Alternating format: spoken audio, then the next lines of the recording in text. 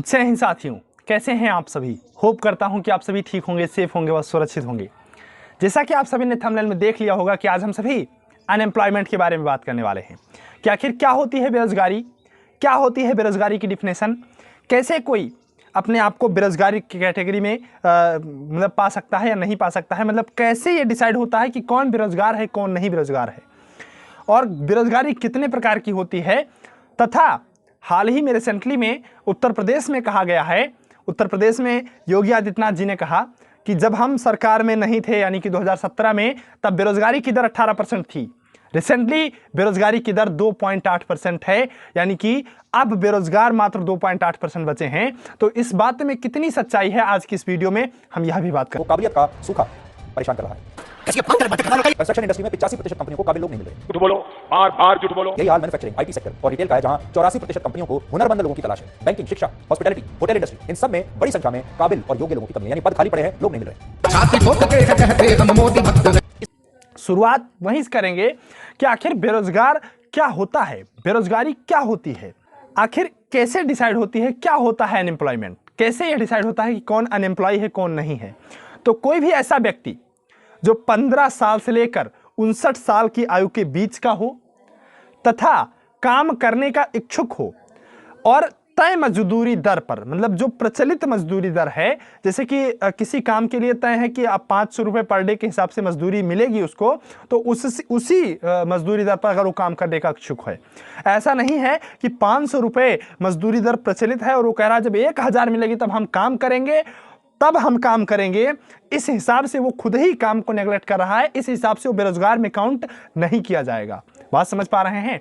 मतलब 15 साल से लेकर 59 साल तक की आयु के बीच का हो, काम करने का इच्छुक हो, प्रचलित मजदूरी दर पर काम करने का इच्छुक हो, तथा कोई स्किल हो उसके पास या कोई योग्यता रखता हो, जैसे कि स्किल मतलब कोई कारपेंटर हो या कोई पेंटिंग कर सकता हो या कोई बिल्डर हो या कोई कंस्ट्रक्शन का काम जानता हो, या फिर उसके पास एजुकेशनल क्वालिफिकेशन होनी चाहिए।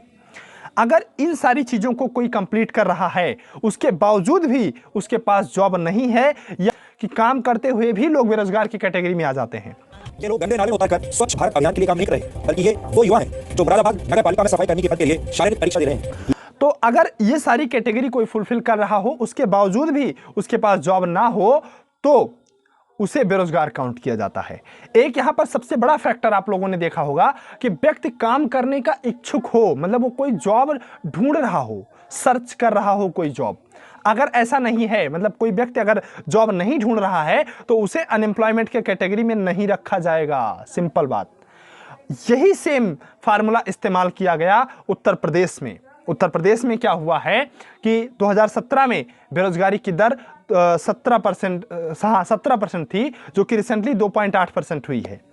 इसी का फायदा पॉलिटिशियंस उठाते हैं कि हमारे समय, इनके समय में बेरोजगारी की दर इतना थी, प्रेजेंटली इतना है। अरे कहना क्या चाहते हो? तो हम लोग क्या एक्सपेक्ट करेंगे कि बेरोजगार, अगर कोई व्यक्ति, अगर बेरोजगारी की दर घट रही है तो इसका मतलब रोजगार यानी कि एम्प्लॉयमेंट की का रेट जो है बढ़ रहा होगा। सिंपल बात। जैसे अगर लोग ज्यादा रोजगार पा रहे हैं तो रोजगार वाला जो कर्व होगा यानी कि एम्प्लॉयमेंट का जो रेट होगा वो बढ़ेगा।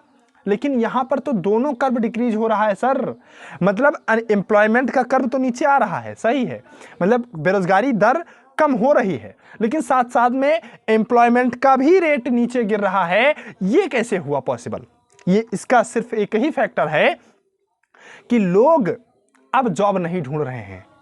कैसे नहीं ढूंढ रहे हैं? अब आज के समय में ज्यादातर लोग अब इंगेज्ड हो रहे हैं किसी गवर्नमेंट जॉब की प्रिपरेशन में। प्रिपरेशन क्यों कर रहे हैं, ये good job versus bad job में अभी मैं आपको बताने वाला हूं इसी वीडियो में। लेकिन सबसे ज्यादा लोग इंगेज्ड हैं गवर्नमेंट जॉब की प्रिपरेशन में, और अगर वो प्रिपरेशन में इंगेज्ड हैं तो जॉब ढूंढ नहीं रहे हैं। Second one is that female जो थी, फीमेल कोविड के बाद जॉब ढूंढना बंद कर गई, क्योंकि उससे पहले जो फीमेल वर्किंग थी, मतलब लगभग 27% फीमेल जो है वर्किंग फीमेल थी, लेकिन कोविड के बाद वो लोग अपने घरों के कामों में एंगेज्ड हो गई, और रिसेंटली सिर्फ 11% फीमेल जो हैं वो रिसेंटली वर्किंग है। बाकी की जो कितना लगभग 16% फीमेल ये जॉब नहीं ढूंढ रही हैं। तो इससे भी अनएम्प्लॉयमेंट का कर्व नीचे आ रहा है। और ऐसे बहुत से लोग जो फ्रस्ट्रेटेड हो गए हैं जॉब ढूंढते ढूंढते, मतलब अब उनको जॉब नहीं मिली तो फ्रस्ट्रेटेड हो गए हैं कि हाँ अब नहीं ढूंढते हैं जॉब, इसलिए भी अनएम्प्लॉयमेंट का कर्व नीचे आ रहा है। बहुत से लोग ऐसे हैं जो ये देख रहे हैं कि मुझसे ज़्यादा टैलेंट राजू में था, मुझसे अच्छा पढ़ लिख रहा था राजू, मुझसे मतलब सब कुछ इसके पास ज़्यादा था, अगर इसको जॉब नहीं मिली तो मुझे जॉब कैसे मिलेगी, इसलिए उसको देखकर वो पहले ही जॉब ढूंढना बंद कर दे रहे हैं। इस वजह से भी अनएम्प्लॉयमेंट का कर्व नीचे आता चला जा रहा है, अनएम्प्लॉयमेंट का रेट नीचे आता चला जा रहा है। ये बात आप लोगों ने समझा होगा कि कैसे अनएम्प्लॉयमेंट का कर्व जो है नीचे आता रहा। अब अगर आप लोग किसी के भाषण में सुनेंगे कि 2017 में इतनी अनएम्प्लॉयमेंट थी, रिसेंटली इतनी है, तो आप लोग पूछ सकते हैं कि अनएम्प्लॉयमेंट घटा तो एम्प्लॉयमेंट सर कितना आपके राज्य में बढ़ा, ये आप जरा बता दीजिए। चलिए हटाइए, ये just a joke of part था लेकिन नॉलेजेबल था। अब हम बात करने वाले हैं कि अनएम्प्लॉयमेंट कितने प्रकार का होता है तथा अनएम्प्लॉयमेंट को कैसे दूर किया जा सकता है। ये सबसे बड़ा फैक्टर होने वाला है कि अनएम्प्लॉयमेंट कितने प्रकार का होता है, इसे कैसे दूर किया जा सकता है, मतलब एम्प्लॉयमेंट को कैसे बढ़ाया जा सकता है। तो अनएम्प्लॉयमेंट टोटल 8 प्रकार का होता है। अब मैं आपको एक एक करके बताने वाला हूं। पहला जो अनएम्प्लॉयमेंट है वो है एजुकेशनल अनएम्प्लॉयमेंट। एजुकेशनल अनएम्प्लॉयमेंट मतलब कैसे होता है कि आपके पास सारी योग्यताएं हैं, सारी डिग्रीज हैं और आप जॉब ढूंढ भी रहे हैं, आपकी एज भी है और आप रीजनल जो प्रचलित मजदूरी है उस पर काम भी करना चाहते हैं, उसके बाद भी आपके पास जॉब नहीं है, ये हुआ एजुकेशनल अनएम्प्लॉयमेंट। दूसरा इंडस्ट्रियल अनएम्प्लॉयमेंट, मतलब आपके पास योग्यता तो नहीं है लेकिन हाँ स्किल है कि किसी मशीन को आप ऑपरेट कर सकते हैं, कोई बॉयलर वगैरह चला सकते हैं या किसी स्पेसिफिक वर्क को आप अच्छे से कर सकते हैं उसके, और आप काम भी करना चाहते हैं। बाकी अनएम्प्लॉयमेंट वाली जितनी भी डिफिनेशन है आप सबको फुलफिल कर रहे हैं, उसके बाद भी आपके पास जॉब नहीं है, तो ये इंडस्ट्रियल अनएम्प्लॉयमेंट की कैटेगरी में आता है। तीसरा डिसगाइज्ड अनएम्प्लॉयमेंट। डिसगाइज्ड अनएम्प्लॉयमेंट कैसे होता है, जैसे हम इसको किसान के पर्सपेक्टिव में लेके देखते हैं। जैसे कोई किसान है, वो अपने खेत में काम करता है और वो 1 कुंटल अनाज उत्पादित करता है, मतलब 1 महीने 2 महीने में जितने भी समय में 1 कुंटल अनाज उत्पादित करता है। अब आपके पास चूंकि कोई एम्प्लॉयमेंट नहीं थी, आप भी उसी खेत में काम कर रहे हैं, फिर भी 1 कुंटल अनाज ही उत्पादित हो रहा है, मतलब नेट प्रोडक्टिविटी नहीं बढ़ रही है आपके काम करने की वजह से, जो कि वो अकेले भी कर ले जाता। तो इस कंडीशन में आपका वहां पर कोई भी शेयर नहीं आ पाता है, मतलब आपके इसमें इंक्लूड होने से प्रोडक्टिविटी अगर नहीं बढ़ रही है तो आप यहां बेरोजगार की कैटेगरी में काउंट किए जा रहे हैं। इसे डिस्गाइज्ड बेरोजगारी बोला जाता है, मतलब आपको लगेगा कि आप कुछ काम कर रहे हैं लेकिन चूंकि प्रोडक्टिविटी 0 है इसलिए आप भी अनएम्प्लॉयमेंट की कैटेगरी में काउंट किए जा रहे हैं। बात समझ पा रहे हैं, आप भी अनएम्प्लॉय हैं, अगर आप जॉब ढूंढ नहीं रहे हैं तो आप अनएम्प्लॉयमेंट की कैटेगरी में काउंट नहीं किए जाएंगे। ये थोड़ा सा मिस्टेक हुआ से कि आप अनएम्प्लॉय हैं लेकिन चूंकि जॉब ढूंढ नहीं रहे हैं इसलिए आप अनएम्प्लॉयमेंट की कैटेगरी में काउंट नहीं किए जाएंगे। अब जो चौथा इसमें अनएम्प्लॉयमेंट की कैटेगरी है इनविजिबल अनएम्प्लॉयमेंट। चौथा जो हुआ इनविजिबल अनएम्प्लॉयमेंट, ये क्या होता है सर? जैसे कोई व्यक्ति है, उसकी कैपेसिटी बहुत ज़्यादा थी लेकिन वो अपनी कैपेसिटी से कम काम कर रहा है। फॉर एग्जाम्पल के लिए मैं आपको बताऊं, कोई डॉक्टर है, कोई डॉक्टर जो MBBS किए हुए वो अपनी क्लिनिक चला सकता था, काफ़ी लोगों को रोजगार दे सकता था, लेकिन अब वो क्या कर रहा है कि अपना मेडिकल स्टोर चला रहा है या कोई इंडस्ट्री में वर्क कर रहा है। वो कमा तो सकता था 40,000 रुपये महीने, चूंकि डॉक्टर है, लेकिन कमा रहा है 10,000 रुपये महीने, तो वो भी एक बेरोजगार की कैटेगरी में आता है। हालांकि उसके पास जॉब है सर, उसके पास जॉब है। तो कोई ऐसा व्यक्ति जिसकी कैपेसिटी तो ज़्यादा थी, वो कर ज्यादा सकता था लेकिन कर कम रहा है या कर पा कम रहा है, इस कैटेगरी में मतलब कैटेगरी में उसको भी अनएम्प्लॉय की कैटेगरी में डाला जाता है। जॉब होते हुए भी लोग अनएम्प्लॉय होते हैं, इस बात को याद रखिएगा। इसे इनविजिबल अनएम्प्लॉयमेंट बोला जाता है। पांचवी जो अनएम्प्लॉयमेंट की कैटेगरी है ओपन अनएम्प्लॉयमेंट है। ओपन अनएम्प्लॉयमेंट मतलब कि आप के पास योग्यता भी है और आप पूरी तत्परता के साथ जॉब ढूंढ रहे हैं लेकिन फिर भी आपको जॉब नहीं मिल पा रही है, तो आप ओपन अनएम्प्लॉय की कैटेगरी में आएंगे। चाहे प्राइवेट हो या गवर्नमेंट, किसी भी प्रकार की आपको कोई जॉब नहीं मिल रही है तो आप ओपन अनएम्प्लॉयमेंट की कैटेगरी में आएंगे। अब नेक्स्ट जो अनएम्प्लॉयमेंट है वो है फ्रिक्शनल अनएम्प्लॉयमेंट, मतलब संघर्षात्मक अनएम्प्लॉयमेंट। जैसे कोविड काल में आप सभी ने देखा होगा कि बहुत से लोगों की जॉब छूट गई, किसी भी कारण से छूट गई, और वो लोग अपनी जॉब को किसी भी प्रकार से पाना चाहते थे, क्योंकि उनके यहाँ संघर्ष बहुत तगड़ा था।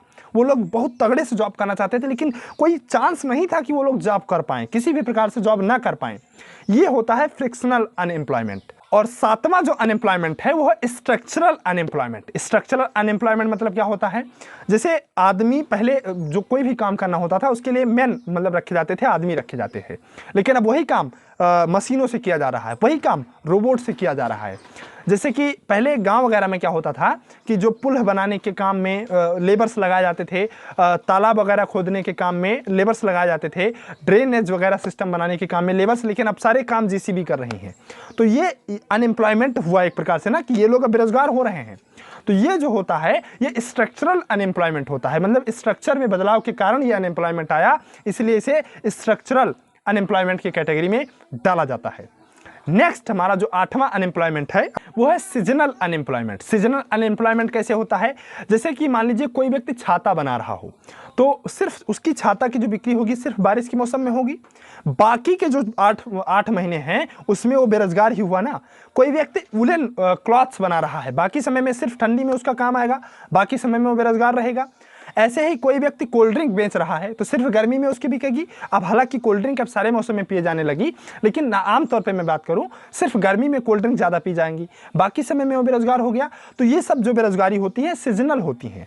और हमारी नौवीं जो बेरोजगारी होती है वह साइक्लिक बेरोजगारी है। साइक्लिक बेरोजगारी का सबसे अच्छा एग्जाम्पल आप सभी ने अपने घरों में देखा होगा, शादी वादी का जब माहौल होता है जिसे हम लोग शायद लगन बोलते हैं ना, तो उस सीजन में क्या होता है कि काफ़ी चीज़ें बहुत तगड़े से बिक रही होती हैं, लेकिन जो ही लगन खत्म होती है, जो ही शादी का माहौल खत्म होता है, चीज़ों में स्लो डाउन देखने को मिलता है। ये भी एक प्रकार की बेरोजगारी ही हुई, चीज़ों में स्लो डाउन देखने को मिलता है, ये भी एक प्रकार की बेरोजगारी ही हुई।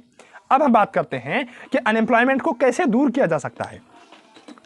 जब बात है 1992 की, जब हमारी गवर्नमेंट ने लिबरलाइजेशन, प्राइवेटाइजेशन एंड ग्लोबलाइजेशन की पॉलिसी हमारी गवर्नमेंट ने अपनाया, LPG, उस समय चीज़ें प्राइवेट होने लगी और उसके बाद बाहरी कंपनियां हमारे देश में आने लगी। फिर क्या हुआ कि इंजीनियर्स की बहुत ज़्यादा डिमांड हुई और उस समय जितने भी इंजीनियर्स थे चाहे 2 कौड़ी के ही थे, लेकिन सबको बढ़िया हाईएस्ट पे स्केल की जॉब मिली।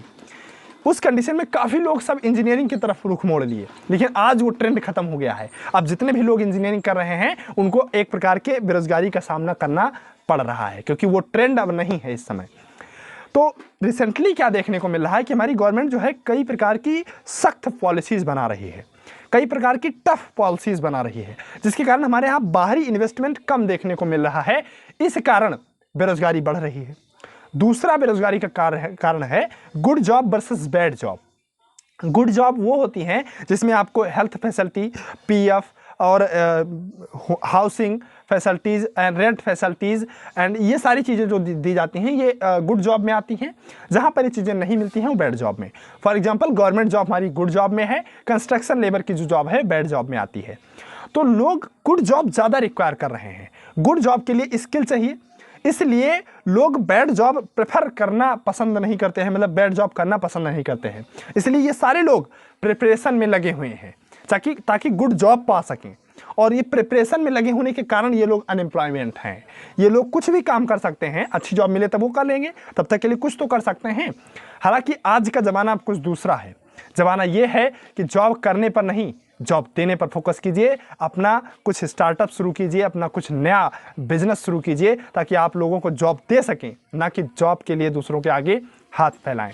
तो आशा करता हूं कि आप सभी को यह अनएम्प्लॉयमेंट वाला वीडियो अच्छा लगा होगा। मिलते हैं किसी नेक्स्ट वीडियो में ऐसे इंटरेस्टिंग टॉपिक को लेकर, तब तक के लिए आप सभी को जय हिंद।